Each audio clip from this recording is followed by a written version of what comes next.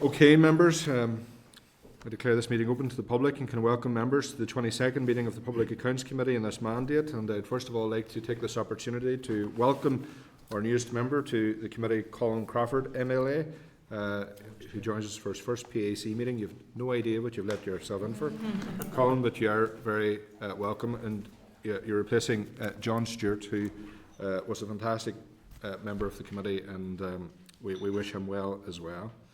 Can I advise members that the committee meeting will be recorded and broadcast throughout Parliament buildings and online. However, there could be a slight delay in moving to any private session or back into public session, so please be patient.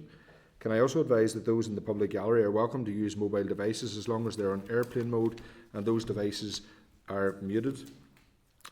You can connect to the Assembly Wi-Fi and the password details are available in the gallery rules, and you're not permitted to take any photographs or record the proceedings. And we'll proceed. Members, apologies. We have received apology from Padraig Delargy, MLA, and David Honeyford, MLA. That's it, yeah. Okay. Draft minutes. Can I refer members to a copy of the draft minutes of the meeting held on the 17th of October, page 5 of the pack? And if members are content with those, we will proceed. Members content? Yep. Thank you. Members, has anyone any relevant declaration of interest to declare for this meeting? Can I declare an interest Yes. in relation to item 6 in respect of the Northern Ireland Audit Office budget, please? Yes, thank you. Dorina? Could I declare an interest with respect of the same, just as to my membership on the Audit Committee, where I've discussed that as well? Okay, thank you. Any other members? No? All right, thank you. Okay, members, matters arising, and page 15 of your pack is a letter from Peter May, the Accounting Officer for the Department of Health, providing an update on the Royal Maternity Hospital as requested following the evidence session into major capital projects.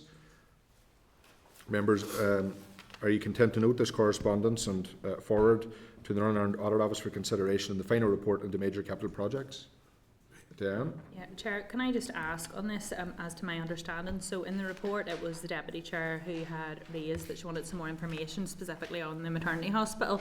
From the correspondence, I don't feel that it really details the projected full cost of the particular project, and excuse if I've misunderstood that, but it was talking about February 2022 project value, how much spent to date at different points in time, but I don't know that it's completely clear about what the projected final estimated cost is on that project as to when it opens, so, Okay, so I don't know if we could seek a little bit more clarity on that.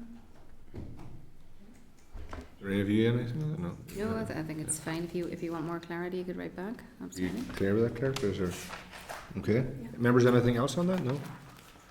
Are you content with Dan's proposal? Yep. Yep. Thank you. Okay, members.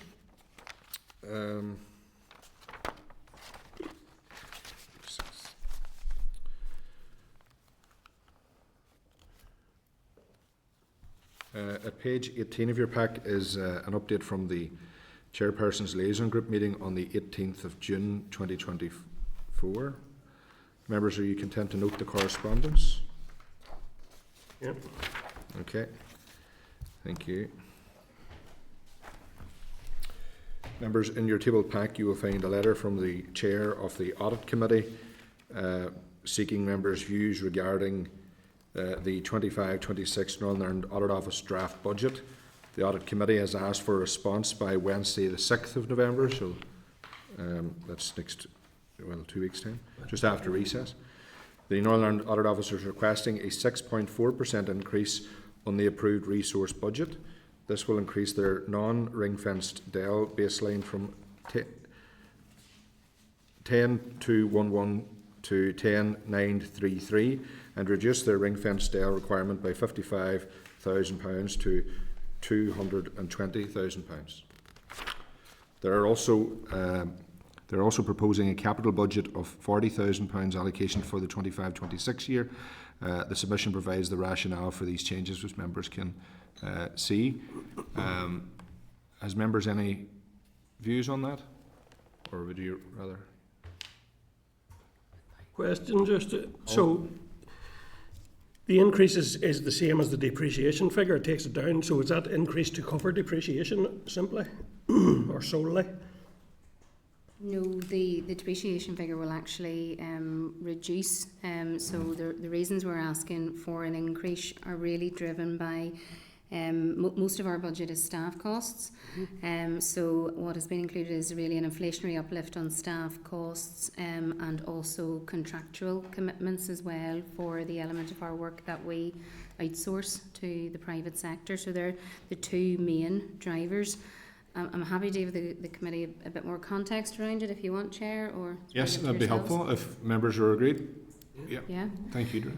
So, thank you. We presented to the Audit Committee on the 16th of October and the detail of that paper is in your packs. I don't intend to go into it in the same amount of detail that we did to the Audit Committee, but just to give you a bit of context, our current budget is in the region of 10.5 million.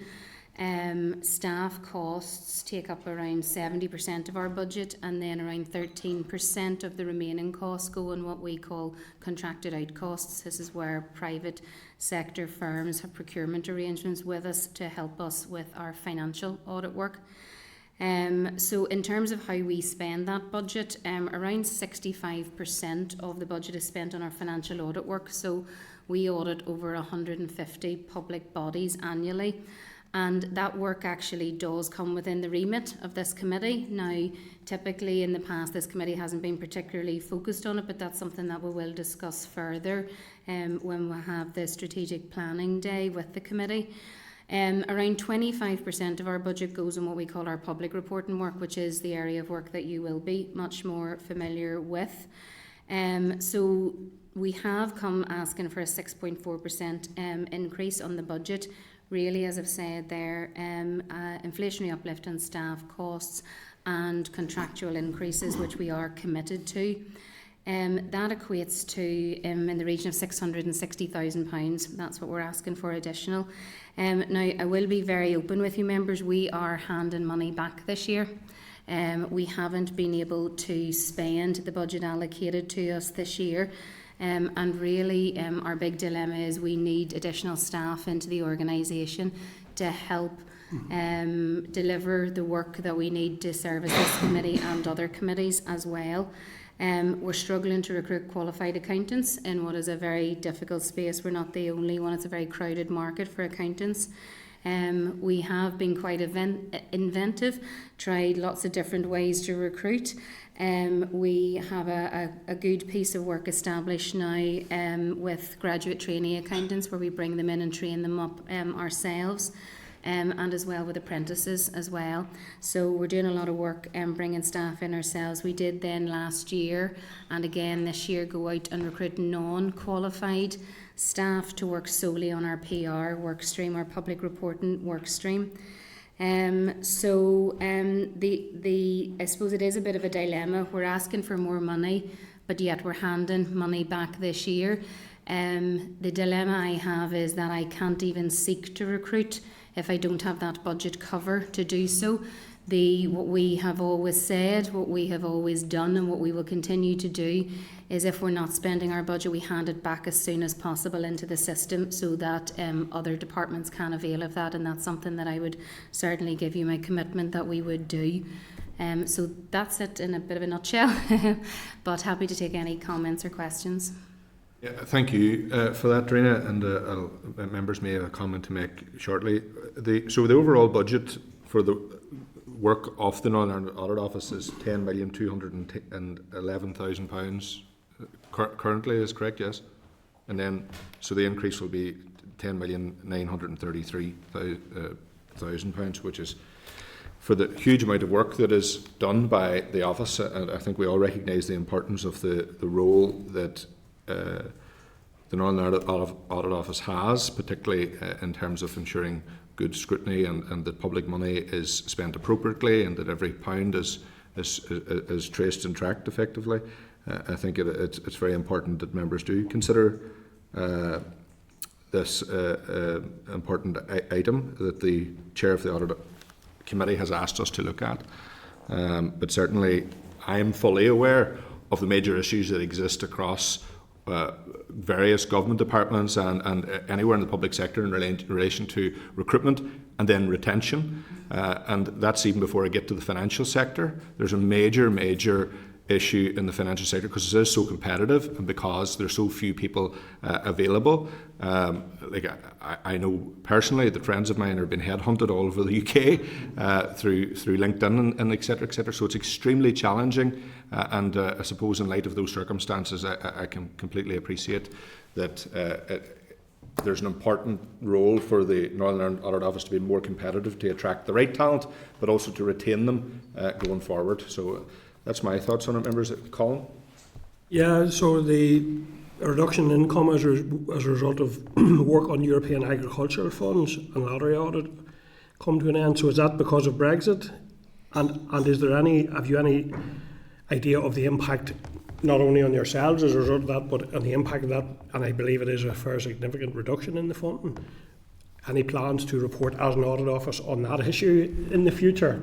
So this is a piece of work, the European Agricultural Funds audit. We did this on behalf of the National Audit Office. So that piece of work has come to an end. We always knew it was coming to an end. No plans directly at this point, but we do look at our work programme on an annual basis, but no plans in the pipeline at the minute, but never say never. Anyone else? No? Sure, yeah. No, and it would be, I mean, you know, to hand money back. Really, there's not too many departments like to hand money back, but I'm just thinking in terms of could you use that in any other ways in trying to encourage recruitment or any other expand that way, because I would be concerned. You go back in again, you know, so I mean, I don't know, we're trying to be creative that way, because like the chair says, it is very hard to get recruitment, you know, so. So in this financial year alone, we have ran 10 recruitment exercises. So we are trying. As I say, we've increasingly moved to a space of growing our own internally, and actually been very successful in that way. We have a new round of graduates started this year. As the chair, and then we have actually moved into a space of bringing in non-qualified accountants as well. But the regulatory side of the financial audit work means that we are required to have qualified accountants to do that piece of work. It's 65% of the business, so we're a little bit, you know, our hands are a little bit tied in terms of how much we can diversify our workforce, but we are trying. We have, we're doing a lot of outreach work with the universities. We've been out just in the last couple of weeks at Queen's, at UU, in both Magee and in Belfast. We're going directly into the FE colleges to look at the apprenticeship programmes and make sure that we're, you know, helping shape those and getting into students. What we're finding is the firms are getting to the students earlier and earlier in their career, so we're trying to get in, meet the students as early as possible as well, and trying to grow our brand presence to become known to the potential, I suppose, accountancy students of tomorrow as well. So we've been doing quite a lot in that space.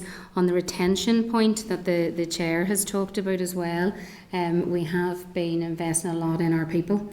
People strategies, well-being strategies, lots of action ongoing. You've all visited our lovely offices, and with your help in that of the NIAC, we were able to create a really good workspace for a modern workforce as well.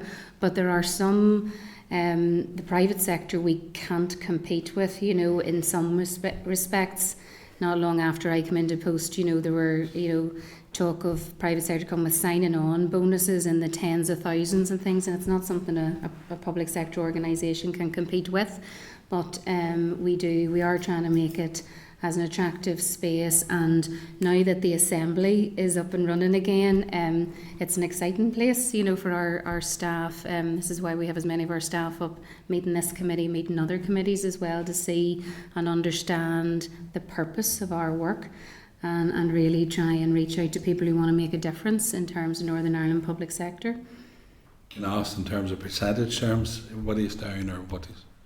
So we're sitting with a workforce at the minute. We want to get to 130 full-time equivalents. We're sitting in the region of 121 at the minute. So that's what we'd be hoping to grow to.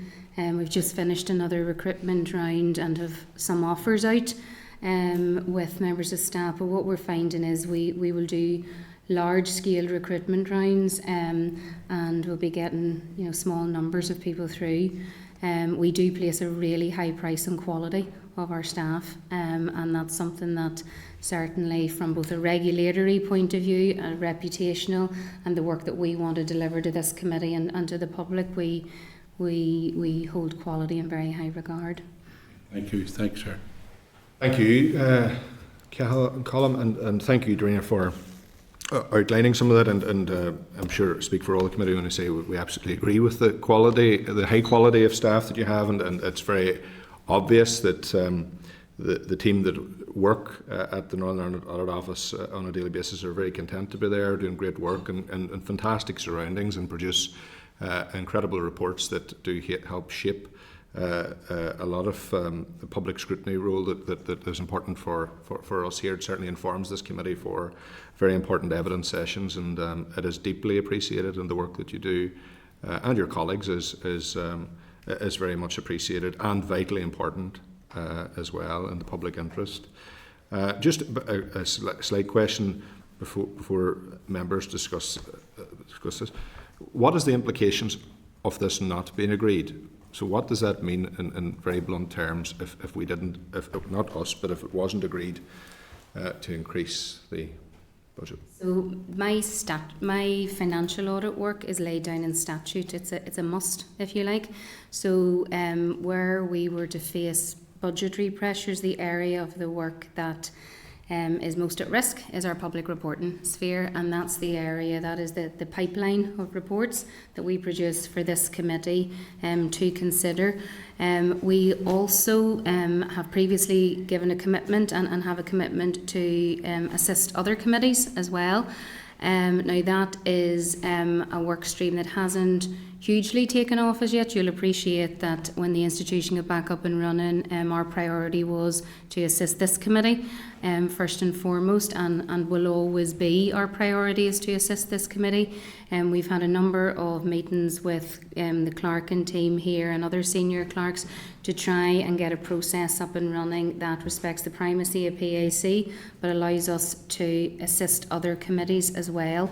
So it's that whole area that would be at risk. You'll appreciate a lot of time goes into the production of the reports. Any impact of a reduced budget wouldn't probably be felt in the immediate term, but more so in the longer term in terms of our public reporting space. So it would be the work of this committee maybe a year or two down the line that would concern me. Thank you, Dorina, for that. Thank you, members.